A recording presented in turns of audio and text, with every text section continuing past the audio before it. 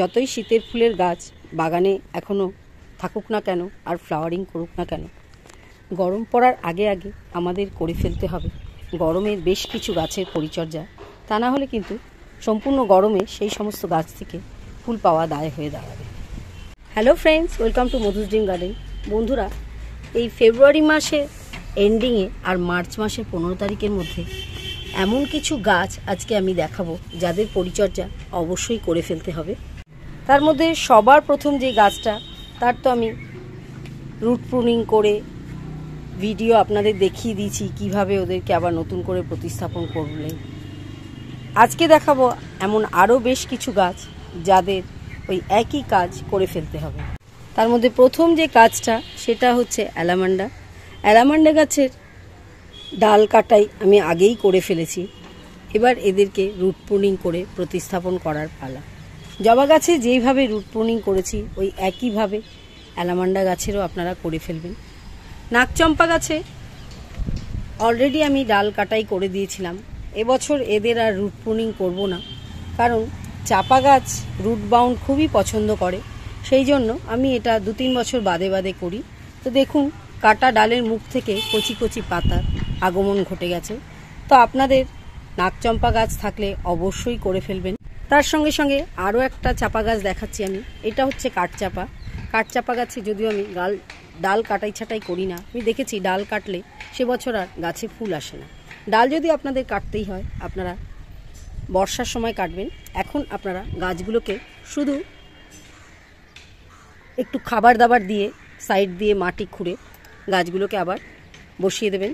যদি ছোট গাছ হয়, প্রতিস্থাপন করতেই হয় বড় পটে, তাহলে রুট কাটিং করবেন না, ডাইরেক্ট পট থেকে বার করে বসিয়ে দেবেন। যেরকম দেখুন আমার ওই গ্রো ব্যাগে গাছ দুটো আছে, ওগুলোকে আমি গ্রো ব্যাগ থেকে ছাড়িয়ে ডাইরেক্ট পটে বসিয়ে দেবেন। দত্তপিয়া গাছকেও আপনারা এই সময় কাটাই ছাটাই করে রুট প্রুনিং করে রিপোর্টিং করে দিতে পারেন। তার সঙ্গে সঙ্গে টগর গাছ আছে, সেগুলোও করে নিতে পারেন। আরও একটা ইম্পর্টেন্ট গাছ, সেটা হচ্ছে রঙ্গন। রঙ্গন গাছেরও আপনারা ডাল কাটা, রুট প্রুনিং, রিপোর্টিং এই সময় অবশ্যই করে নেবেন, তাহলে আরও বেশি ব্রাঞ্চ ছাড়বে আর ফুলে ফুলে ভরে থাকবে আপনাদের গাছগুলো। এই তালিকায় আরও একটা ইম্পর্টেন্ট গাছ, সেটা হচ্ছে স্থলপদ্ম। স্থলপদ্ম গাছেরও কাটাই ছাটাই রুট প্রুনিং আপনারা এই সময় করবেন।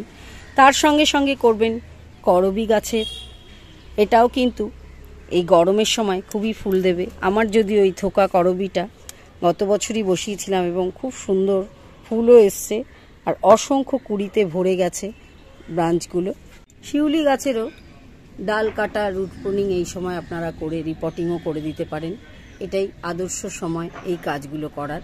তার সঙ্গে কাটাই ছাটাই করবেন জুঁই ফুল গাছের, বেল ফুল গাছে। বেল ফুলের যদিও আমি আলাদা করে ভিডিও আপনাদের সঙ্গে শেয়ার করব, আমি এগুলোকে কিভাবে করছি।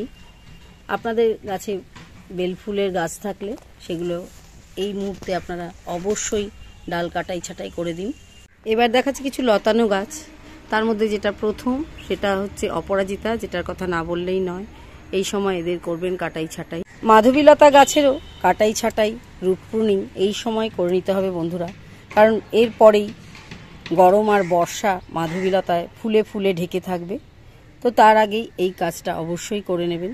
আচ্ছা, ক্যাটস ক্ল, এটাকে কেউ লতানো অ্যালামান্ডা বলে, কিন্তু এটার আসল নাম ক্যাটস ক্ল। এটারও আপনারা কাটাই ছাটাই এই ফেব্রুয়ারি মার্চ মাসেই করে নেবেন।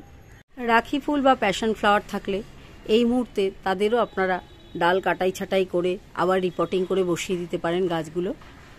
এছাড়াও ব্রিডিং হার্টস, তারও আপনারা এখন কাটাই ছাটাই করতে পারেন। রয়েছে অ্যাডেনিয়াম, সেই গাছগুলোরও এই সময় কাটাই ছাটাই আপনারা অবশ্যই করে দেবেন, করে রিপোর্টিংও করে দিতে পারেন। অ্যাডেনিয়ামের তো ফুল দেওয়ার সময় আসছে কামিং সিজনে। এই সময় কিন্তু আপনারা বুগেনভেলিয়া গাছেরও hard pruning, soft pruning both করতে পারেন। নতুন গাছ এনে বসাতে পারেন বা রুট কাটিং করে আবার নিউ রিপোর্টিংও করে দিতে পারেন।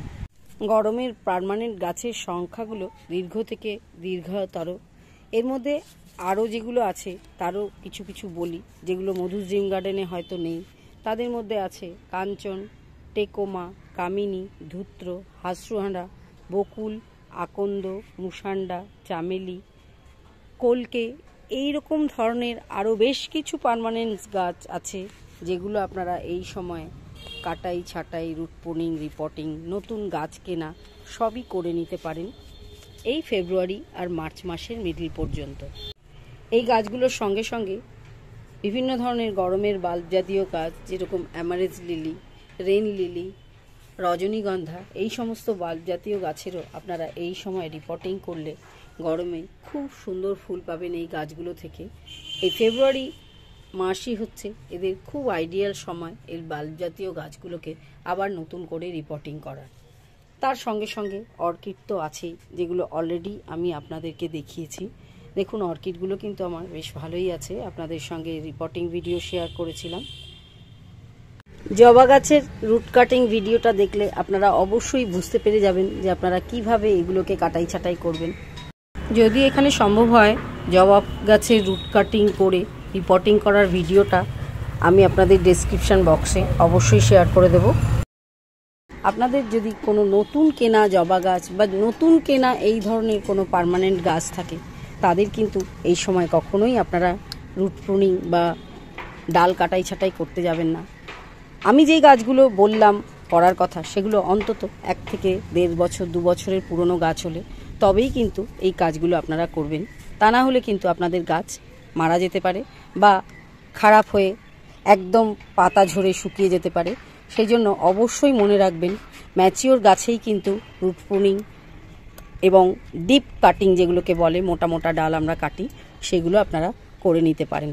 নতুন গাছ হলে যেরকম দেখুন আমার এই জবা গাছটা খুবই একটা ছোট 6 ইঞ্চি পটে বসানো আছে।